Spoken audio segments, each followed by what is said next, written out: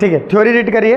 Pseudo first order of reaction क्या होती है? Pseudo first order of reaction में हमारे पास कि अगर हमारे पास दो रिएक्टेंट है, सपोज मेरे पास ए है plus react with B form any product P, इसमें से क्या होगा कि एक की क्वांटिटी लार्ज अमाउंट में होती है।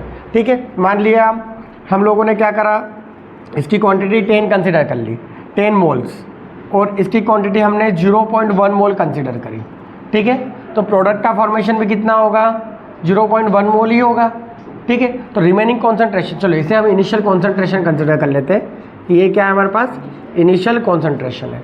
अगर मैं फाइनल कॉन्सेंट्रेशन की बात करूं तो प्रोडक्ट कितना फॉर्मेशन होगा? 0.1। ठीक है, तो रिमेनिंग में यहाँ कितना बचेगा? None of this. और यहाँ पे क्या होगा? 9.9 मोल। अगर इसे राउंड अप करूँ तो वापस से क्या हो जाएगा? ये 10 मोल। मतलब इसके कॉन्सेंट्रेशन में कोई चेंज आया क्या?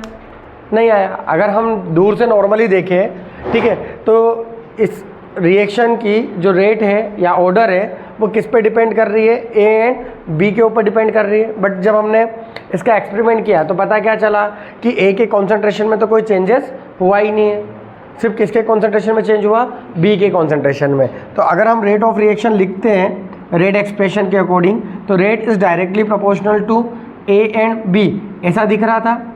बट ए के कॉन्सेंट्रेशन में कोई चेंजेस नहीं है, इसलिए यहाँ पे क्या लगा देंगे?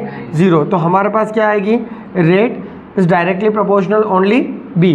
तो ये क्या दिख रही थी हमें? सेकेंड ऑर्डर ऑफ रिएक्शन दिख रही थी, बट एक्चुअल में क्या है? वो फर्स्ट ऑर्डर ऑफ रिएक्शन है।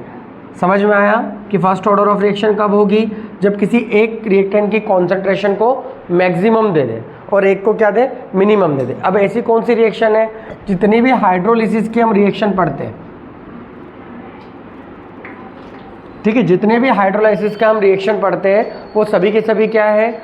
Pseudo first order of reaction है। जैसे हमारे पास एक एग्जांपल हम कंसीडर कर लेते हैं, CH3COO C2H5 इथाइल एसीटेट। क्या है?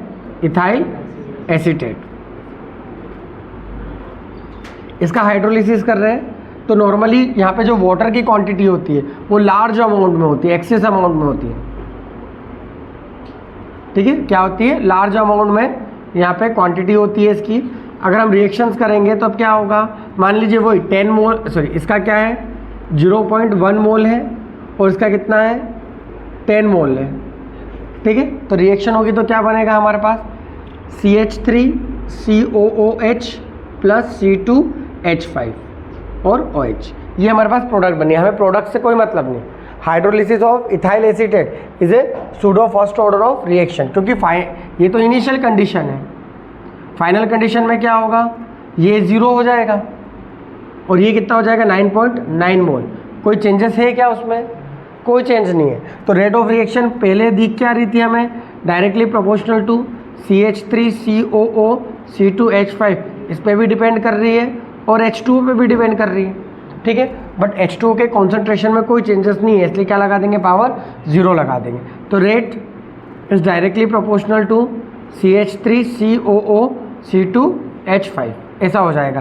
तो rate is equal to K CH3COO C2H5। कोई दिक्कत इसमें? सूडो फर्स्ट ऑर्डर कैसे पहचानोगे?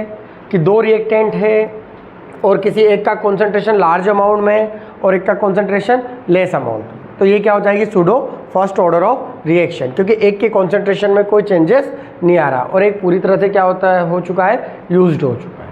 कोई दिक्कत यहाँ पे? कौन कौन सी रिएक्शन आपकी सूडो फर्स्ट ऑर्डर की एग्जाम्पल होगी? All hydrolysis. ठीक है, और एक और यहाँ पे कोई एग्जाम्पल दे रखा है, देखिए लास्ट हमारे पास लिख रखा है एक इक्वेशन, केन शुगर।